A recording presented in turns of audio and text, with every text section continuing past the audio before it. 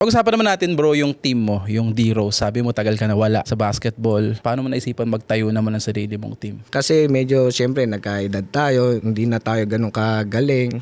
So nung pumasok ako sa mga team, kulang ang minutes. Kulang minutes. Siyempre ako as a basketball player, hindi ako sanay sa ganun. Kasi way back talagang marami minutes ko eh.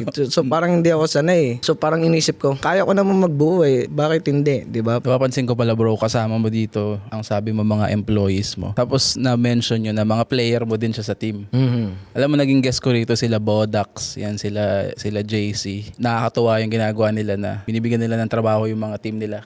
Ganun rin ba yung goal mo dito sa sarili mong business? Yeah, ganun din. Kumbaga, sa akin kasi, medyo nakakaangat ako sa, hindi pa naman ako ganun kaano, pero nakakaangat ako sa iba. May kakayaan akong tumulong, bakit hindi ko gawin? Kasi sa akin, hindi ka binigay sa posisyon na yan para lang sa'yo. Kailangan gamitin mo rin yan para tumulong sa iba. Ganda ng pagkakasabi mo nun. Ito yung gustong-gusto ko sa mga kagaya nyo. Ito kasi parang pinapatunayan nyo na parang yung basketball more than just a game.